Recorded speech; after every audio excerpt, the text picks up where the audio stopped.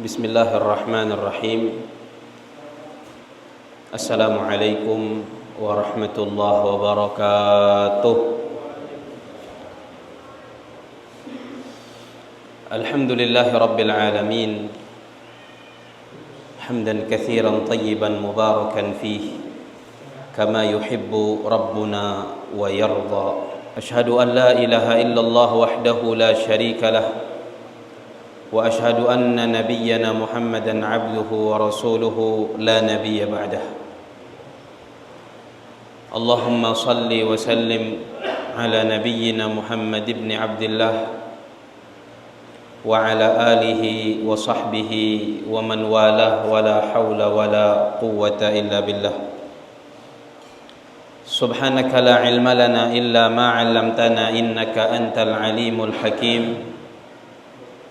رب اشرح لي صدري ويسر لي أمري واحلل عقدة من لساني يفقه قولي. اللهم علمنا ما ينفعنا وانفعنا بما علمتنا وزدنا علما.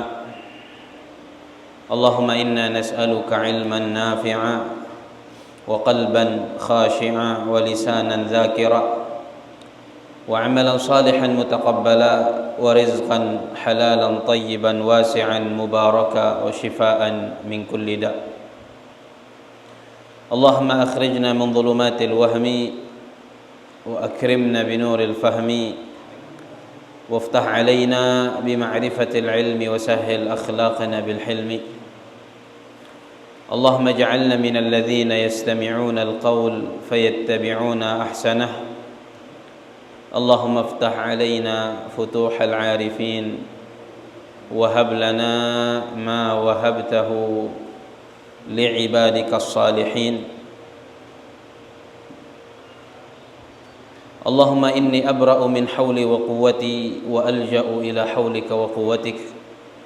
اللهم أعني ولا تعن علي وانصرني ولا تنصر علي واهدني ويسر الهدى لي. Thumma amma ba'd.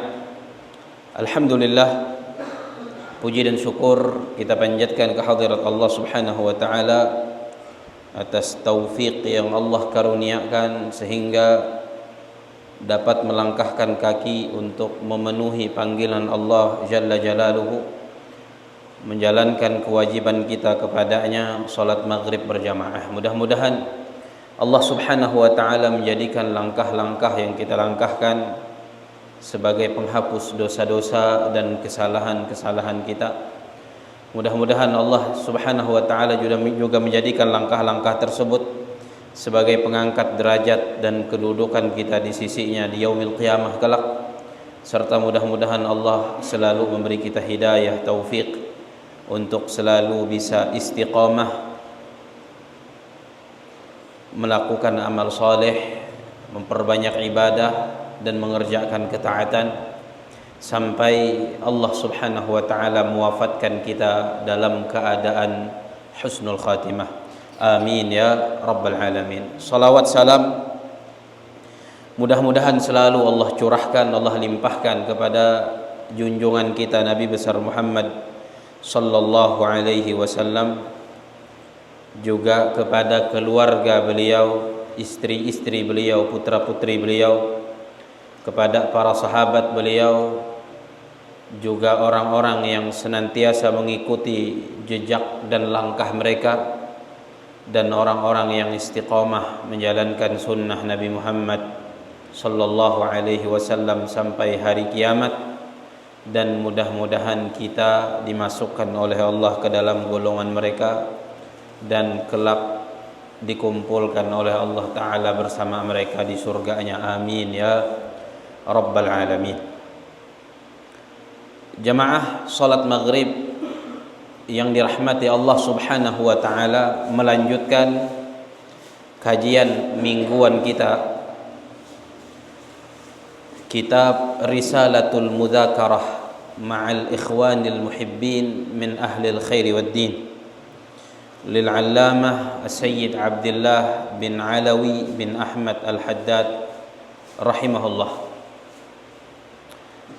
Dan pada kesempatan yang telah lalu kita mengakhiri pembahasan tentang dampak buruk atau akibat buruk dari berbuat maksiat dan dosa kepada Allah Subhanahu wa taala. Begitu banyak dampak buruk dan akibat buruk bagi orang-orang yang bermaksiat kepada Allah, bagi orang-orang yang melakukan dosa dan durhaka kepada Allah Ta'ala. Mudah-mudahan Allah Subhanahu wa Ta'ala menjauhkan kita dengan taufik dan hidayahnya dari perbuatan dosa dan maksiat. Amin ya Rabbal Alamin. Kemudian penulis rahimahullah melanjutkan pembahasan berikutnya. Beliau mengatakan faslun fil amali salihi wat taubah. Sebuah fasal yang berisi pembahasan tentang amal saleh dan taubat. Qala Rasulullah sallallahu alaihi wasallam, man sarrathu hasanatuhu wa sa'athu sayyi'atuhu fahuwa mu'min. Rasulullah sallallahu alaihi wasallam bersabda, beliau mengatakan, barang siapa yang kebaikannya membuatnya gembira dan keburukannya membuatnya bersedih, maka sesungguhnya dialah seorang mukmin yang sejati. Dalam hadis ini Rasulullah Shallallahu Alaihi Wasallam memberitahukan ciri orang yang benar-benar beriman kepada Allah, yaitu diantaranya apabila dia melakukan sebuah kebaikan, dia melakukan amal soleh, maka dengan amal soleh yang dia lakukan hatinya terasa tentram dan tenang, dan ada rasa gembira dalam hatinya dengan amal soleh yang dia kerjakan. Gembira karena melakukan ketaatan kepada Tuhannya, gembira karena sudah menjalankan kewajiban yang Allah wajibkan kepadanya, gembira karena dia telah melakukan kebaikan yang diridhai oleh Allah Ta'ala.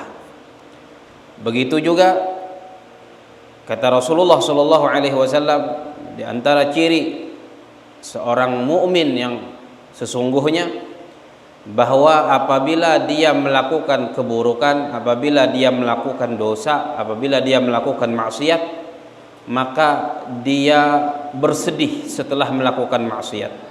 Ada penyesalan di dalam hatinya dan ada kegelisahan di dalam jiwanya.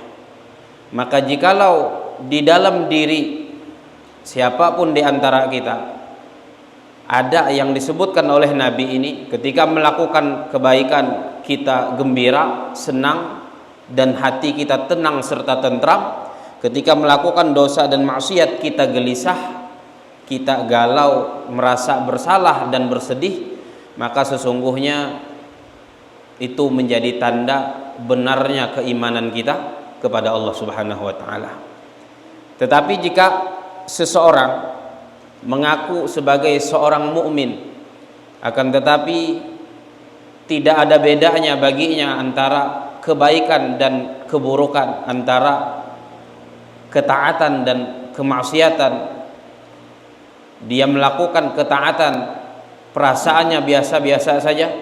Dia melakukan dosa juga tanpa disertai dengan penyesalan dan perasaan bersalah, maka itu tanda bahwa dia tidak benar-benar beriman kepada Allah Ta'ala. Dan itu adalah perasaan hati. Perasaan hati. Dan ada orang yang seperti itu. Ada yang kalau dia sudah menjalankan kewajiban, masuk waktu sholat maghrib, dia misalnya masih di jalan, masuk waktu maghrib, orang sudah azan, bahkan orang di musola, di masjid sudah mulai sholat, dia masih dalam perjalanan pulang. Dalam perjalanan itu ada perasaan gelisah karena belum sholat maghrib. Lalu kemudian sampai rumah bergegas sholat maghrib. Setelah sholat maghrib ada perasaan tentram dalam hati, ada perasaan senang karena sudah menjalankan kewajiban. Maka ini ciri bahwa orang itu adalah orang yang betul-betul beriman kepada Allah Ta'ala. Tapi kalau maghrib sudah masuk waktunya atau sholat-sholat lainnya dan dia belum sholat dan tidak ada perasaan bersalah dengan tertundanya sholatnya, dia merasa biasa-biasa saja. Setelah sholat pun, ketika dia mengerjakan sholat misalnya, dia tidak merasa kemudian bahwa dia sudah menunaikan kewajibannya dan tidak ada perasaan tentram di hatinya. Nah, ini ciri-ciri atau tanda-tanda bahwa orang tersebut belum betul-betul, belum sungguh-sungguh beriman kepada Allah Subhanahu wa taala. Baru pengakuan sebagai seorang yang beriman. Begitu juga dengan kejahatan, dengan keburukan, dengan dosa dan maksiat. Orang yang benar-benar beriman ketika terjerumus ke dalam satu kesalahan, terjerumus ke dalam satu dosa atau maksiat, maka ada perasaan sedih dalam hatinya. Kenapa tadi saya terjerumus ke dalam dosa dan maksiat ini? Ada penyesalan dalam dadanya. Kenapa tadi mengerjakan dosa ini? Ada ketidaktenangan dalam jiwanya. Kenapa harus terjerumus dan tergelincir mengerjakan dosa? Nah, ini ciri-ciri orang yang beriman.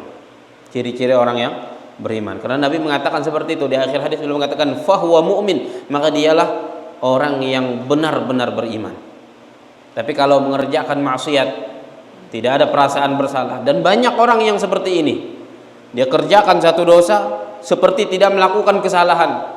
Kemudian terjerumus lagi ke dosa yang lain, tidak merasa bahwa dia melakukan kesalahan. Terjerumus lagi ke dosa yang ketiga, dia tenang-tenang saja, tidak ada penyesalan dan kesedihan atas keterjerumusannya ke dalam dosa. Maka ini tanda-tanda bahwa dia belum betul-betul beriman kepada Allah Subhanahu wa taala. Itu. Jadi ketika mengerjakan amal soleh lalu gembira karena sudah menunaikannya, ketika melakukan sebuah dosa atau tergelincir ke dalam dosa lalu bersedih dan juga gelisah, itu ciri-ciri beriman. Ciri-ciri benar-benar beriman kepada Allah. Lalu musannif atau penulis rahimahullah taala mengatakan, fa idza waffaqakallahu ayyuhal mu'min lil 'amali bi ta'atihi falya'zum farahuka bidzalik. Maka apabila Allah memberimu taufik, wahai seorang mukmin, untuk melakukan ketaatan kepadanya. Jadi yang perlu kita garis bawahi di sini bahwa ketaatan yang mampu kita kerjakan tidak lepas dari taufik Allah. Apa yang dimaksud dengan taufik Allah? Pertolongan dari Allah Subhanahu wa taala.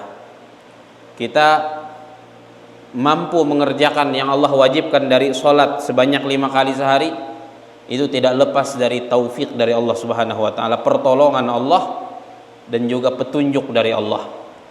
Kita mampu melangkahkan kaki dari rumah-rumah kita menuju musalla ini juga tidak luput dari taufik, bimbingan dari Allah dan pertolongan dari Allah Subhanahu wa taala. Dan amal-amal soleh lainnya, ketaatan-ketaatan lainnya, itu semata-mata taufik Allah. Makanya di antara zikir yang kita diajarkan oleh Nabi alaihi salatu wasalam, kita dianjurkan memperbanyak membaca la haula wala quwwata illa billah. Apa makna la haula wala quwwata illa billah? Tidak ada daya upaya dan kekuatan kecuali daya upaya dan kekuatan yang diberikan oleh Allah. Artinya kita tidak punya kemampuan apa-apa, kita tidak punya kekuatan apa-apa untuk beribadah kepada Allah, untuk taat kepada Allah, kecuali kekuatan yang Allah beri, kecuali kekuatan yang Allah Subhanahu wa taala berikan kepada kita, yang Allah Subhanahu wa taala titipkan kepada kita sehingga kita mampu untuk melakukan itu. Makanya beliau rahimahullah taala mengatakan di sini, apabila Allah memberimu taufik, wahai seorang mukmin, untuk melakukan ketaatan kepadanya, maka apa? Falya'zum farahuka bidzalik, maka hendaklah engkau bergembira dan hendaklah kegembiraanmu itu begitu besar karena engkau diberi taufik oleh Allah Subhanahu wa taala untuk taat kepadanya. Ini sebuah anugerah yang begitu besar, bahkan lebih besar dari anugerah-anugerah lainnya, lebih besar daripada pemberian-pemberian lainnya yang Allah beri kepada kita, lebih besar daripada harta yang Allah beri, lebih besar daripada apalagi kekayaan yang Allah beri, lebih besar daripada apapun yang Allah beri, yaitu taufik untuk melakukan amal soleh dan ketaatan. Itu karunia yang begitu besar, pemberian yang sangat agung, dan karunia Allah Subhanahu wa taala yang begitu luar biasa. Maka kata beliau, hendaklah kegembiraanmu atas itu begitu besar, karena Allah sudah memberimu taufik untuk bisa beramal, bisa melakukan ketaatan. Terkadang kebanyakan orang memandang taufik untuk beribadah ini bukan sebuah pemberian dan anugerah Allah Ta'ala. Pandangan sebagian orang, atau kalau tidak mau dikatakan banyak orang, bahwa karunia Allah itu bila diberi harta, bila diberi kekayaan, bila diberi dunia, dia lihat itu baru dia melihat itu adalah karunia Allah. Padahal karunia besar yang Allah berikan adalah hidayah memeluk Islam, hidayah untuk beriman kepada Allah, taufik untuk melakukan amal soleh dan ketaatan. Itu adalah anugerah yang besar. Makanya di sini suruh untuk membuat kegembiraan kita begitu besar atas taufik tersebut.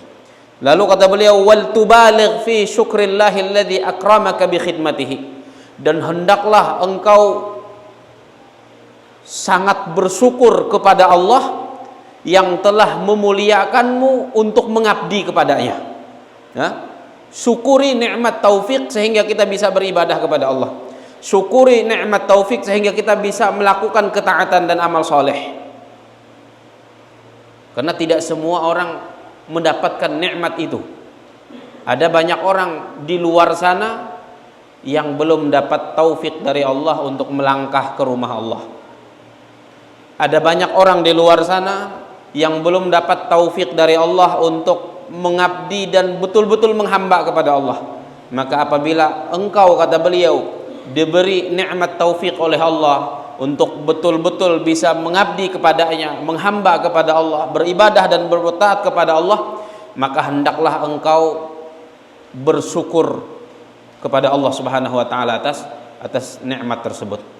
Dan juga jemaah, pentingnya kita mensyukuri nikmat kita mampu untuk beribadah kepada Allah, mensyukuri nikmat taufik yang Allah berikan sehingga kita beribadah kepadanya, supaya Allah tambah taufik tersebut.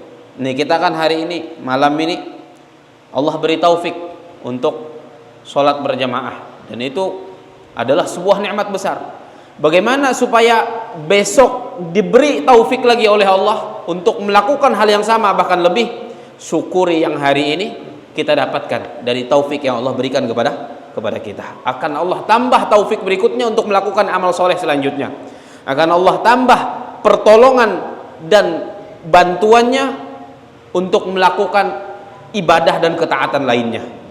Karena Allah berjanji dalam kitab suci Al-Quran, Allah mengatakan, la in syakartum la azidannakum. Jika kalian bersyukur, ini bukan cuma nikmat-nikmat materi itu aja, tapi termasuk nikmat taufik, nikmat hidayah yang Allah berikan. Kalau kita syukuri, maka akan Allah tambah hidayah itu, akan Allah tambah taufik itu, akan Allah tambah.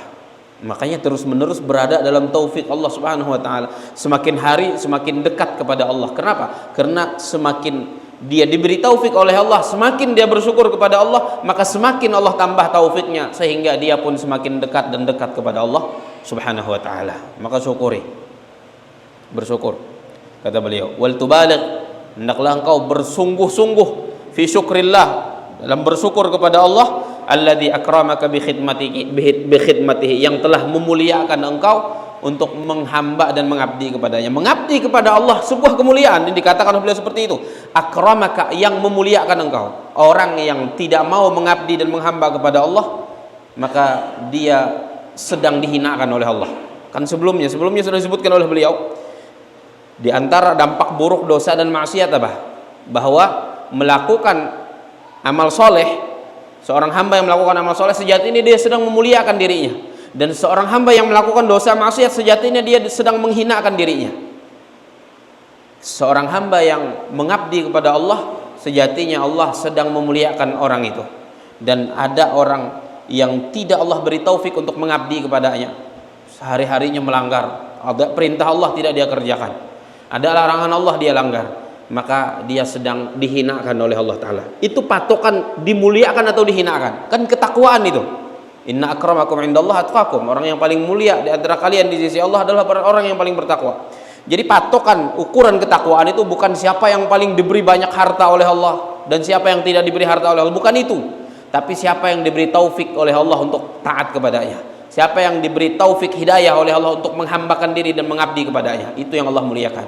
Dan siapa yang tidak diberi taufik untuk mengabdi kepada Allah dan menghamba kepadanya, itu sejatinya sedang dihinakan oleh Allah Subhanahu wa taala.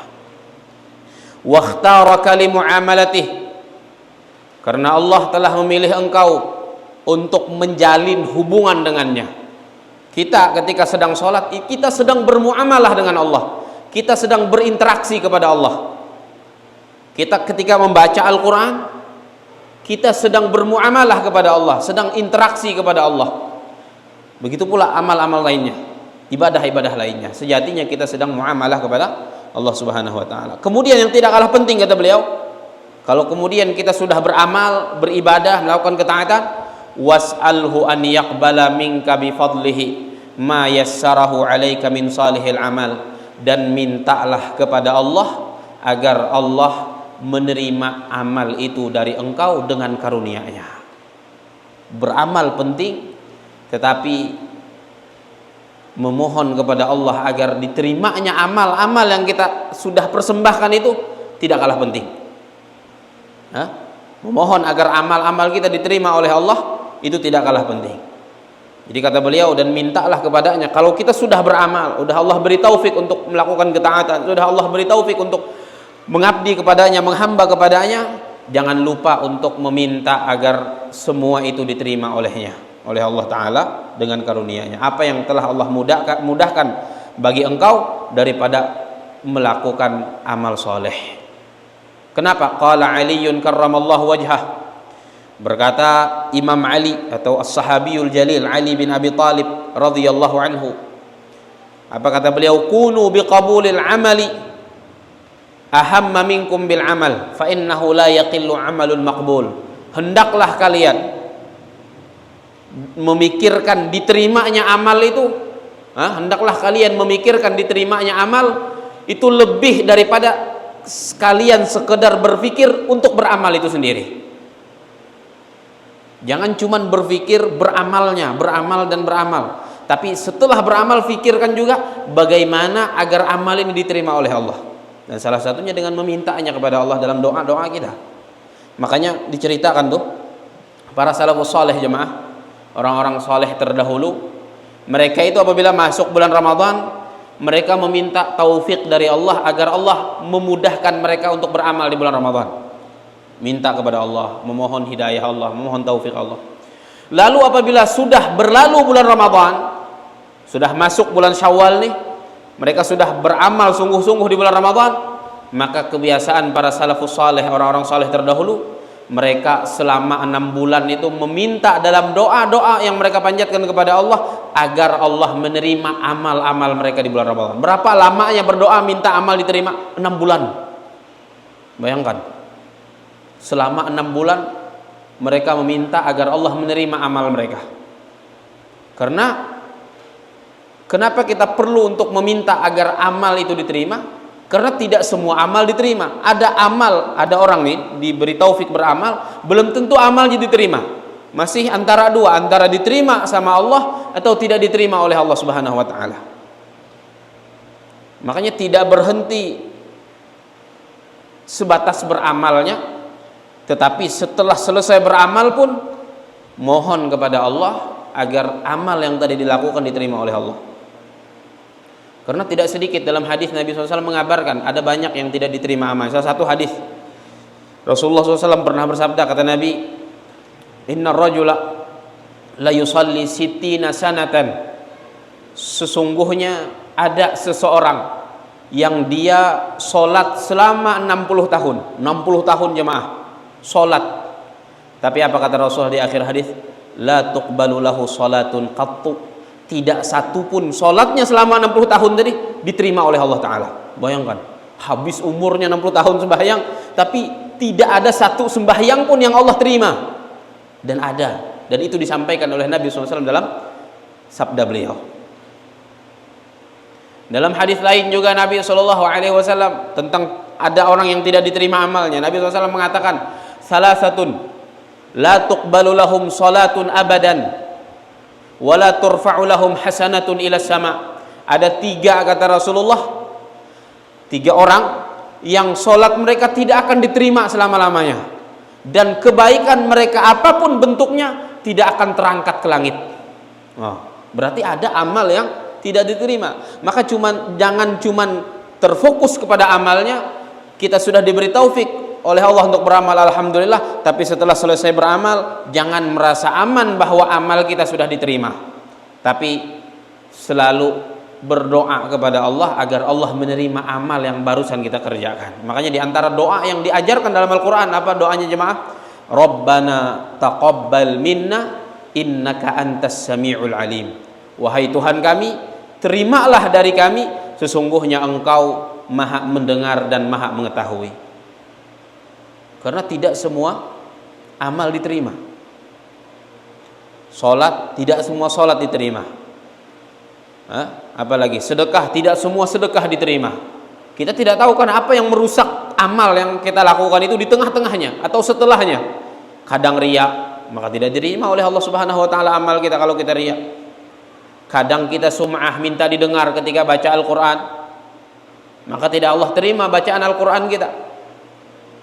Kadang kita setelah beramalnya ujub, bangga diri, merasa dia yang paling hebat karena dia bisa melakukan amal itu, maka tidak diterima oleh Allah Subhanahu wa taala. Makanya ada juga ayat tuh dalam Al-Qur'an, Allah mengatakan, apa kata Allah? Wa qadimna ila ma 'amilu min 'amalin faj'alnahu haba'an mansura. Kami datangkan dari apa yang mereka kerjakan dari amal, perbuatan dan ibadah mereka, tapi apa kata Allah? Faj'alnahu haba'an mansura. Kami jadikan amal-amal mereka tadi itu seperti debu yang berterbangan. Maksudnya tak ada gunanya. Debu apa fungsinya? Debu berhamburan, ditiup angin, gak ada fungsinya, gak ada gunanya.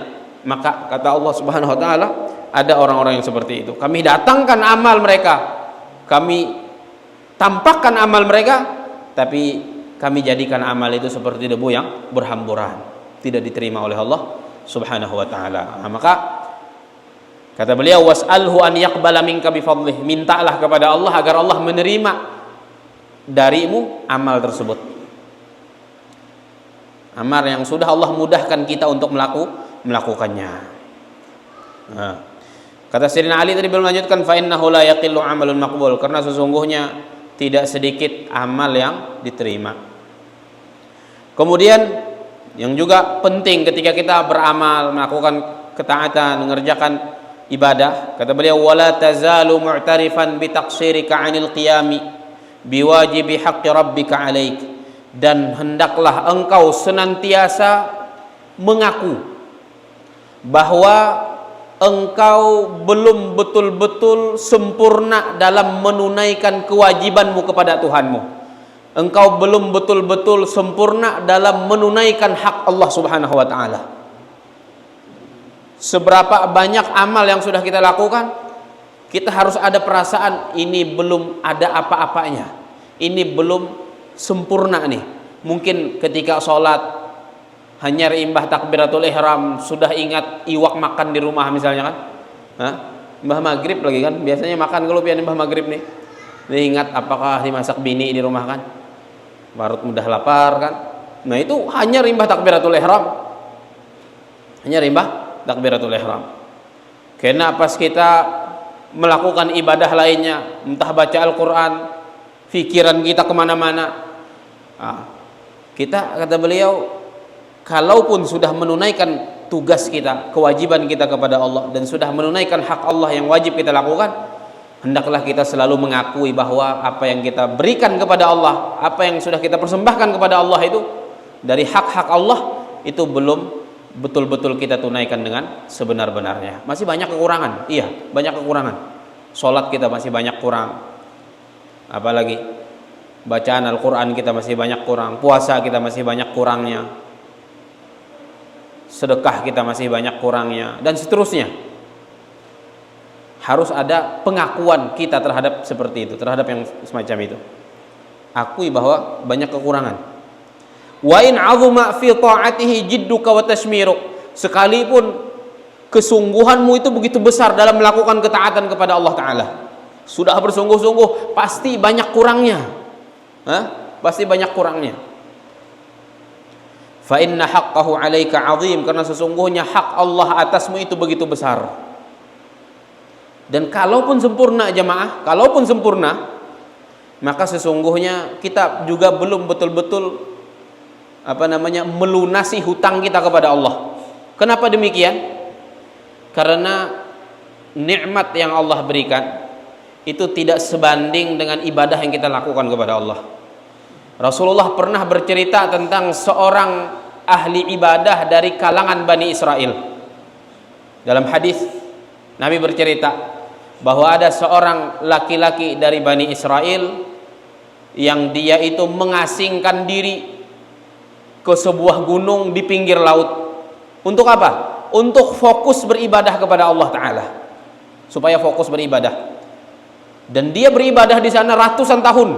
Karena orang-orang dulu itu kan umurnya kada kayak kita. Umur kita ini kan 60, 70. Namun lebih dari 70 itu tuh sudah bonus tuh ngeranya.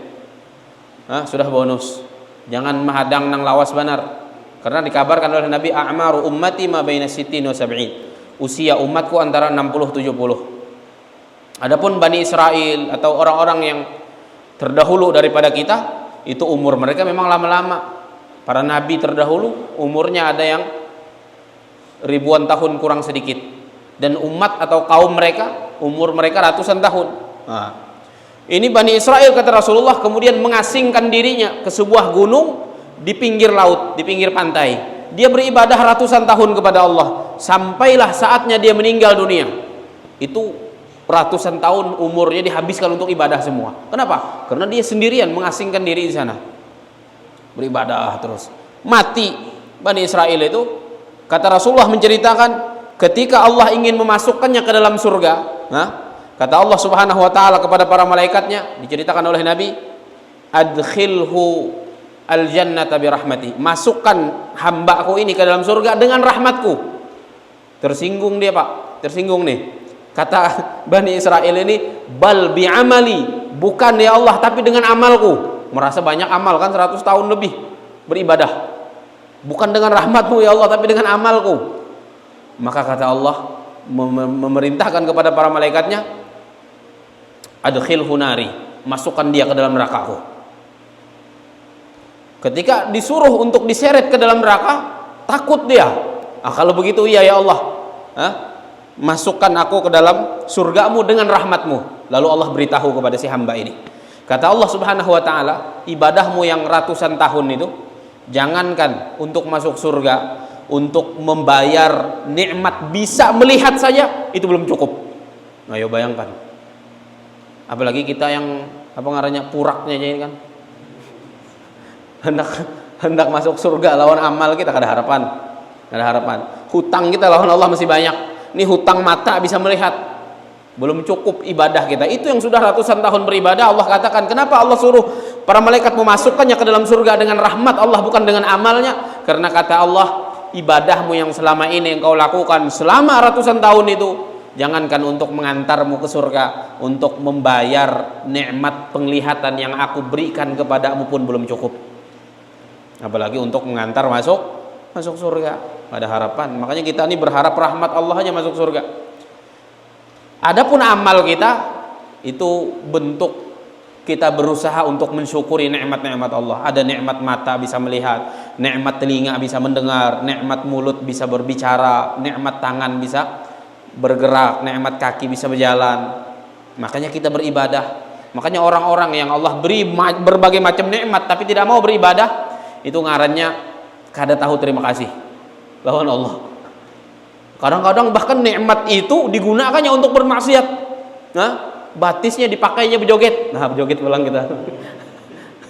Padahal fasilitas pemberian Allah dia gunakan untuk mendurhakai Allah Ta'ala. Ini ngarannya kada tahu supan. Kada tahu supan. Sudah dibari orang orang yang memberinya didurhakai. Nah, itu. Nah, jadi kata beliau, senantiasa engkau mengakui bahwasanya engkau masih banyak kekurangan dalam melaksanakan kewajibanmu kepada Allah Subhanahu wa taala. Sekalipun besar kesungguhanmu dalam berbuat taat kepada Allah taala tadi. Karena sesungguhnya hak Allah atasmu itu begitu besar. Yang wajib kita tunaikan, hak Allah yang wajib kita tunaikan begitu besar. Apa aja? Nih.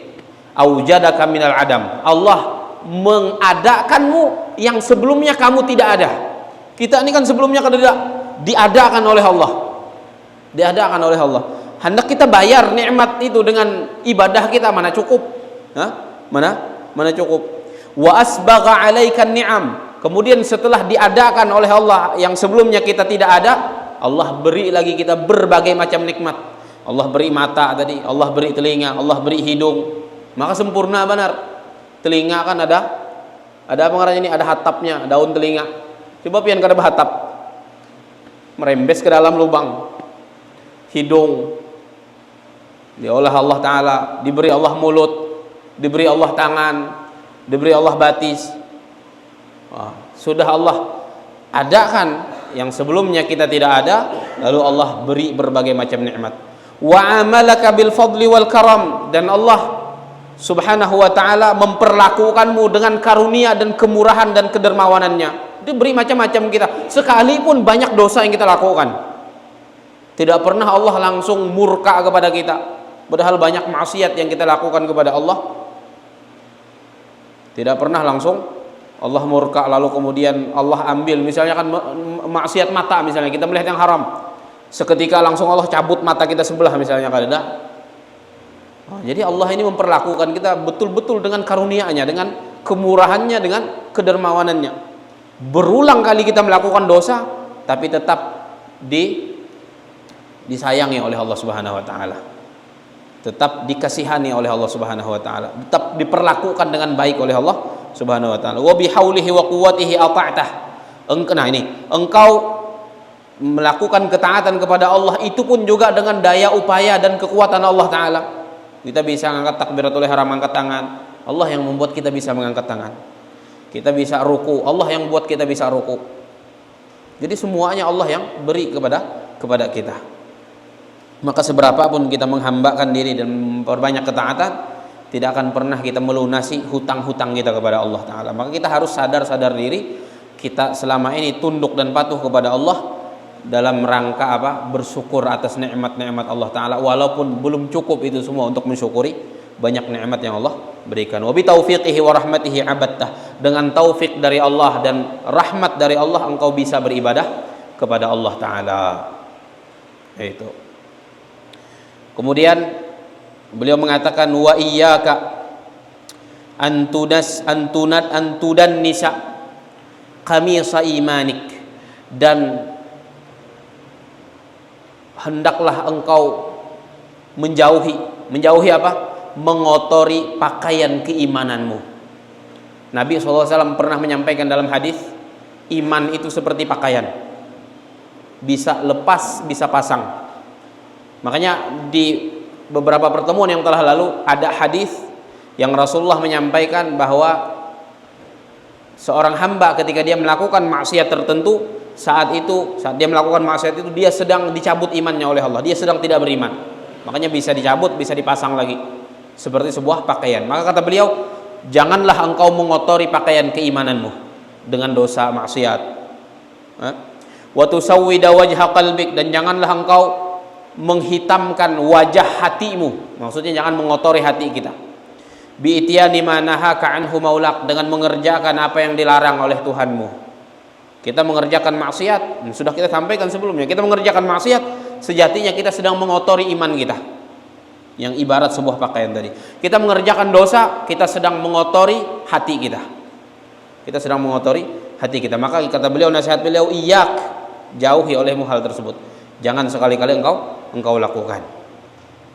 Habis itu beliau mengatakan, wa mahma waqa'a minka dzambun walau ala sabilin nudur fa'alaika an tubadira bit taubah. Mungkin ini kita lanjutkan pada pertemuan berikutnya. Mudah-mudahan apa yang kita sampaikan tadi bermanfaat, dan mudah-mudahan kita selalu diberi taufik hidayah oleh Allah untuk melakukan amal-amal saleh dan ketaatan, dan juga mudah-mudahan Allah Subhanahu wa taala menerima amal-amal saleh dan ketaatan yang kita lakukan atau yang kita kerjakan. Amin ya rabbal alamin. Sallallahu ala nabiyyina Muhammadin wa ala alihi wa sahbihi ajma'in. Subhanakallahumma wa bihamdika asyhadu an la ilaha illa anta astaghfiruka wa atubu ilaik. Assalamu alaikum warahmatullahi wabarakatuh.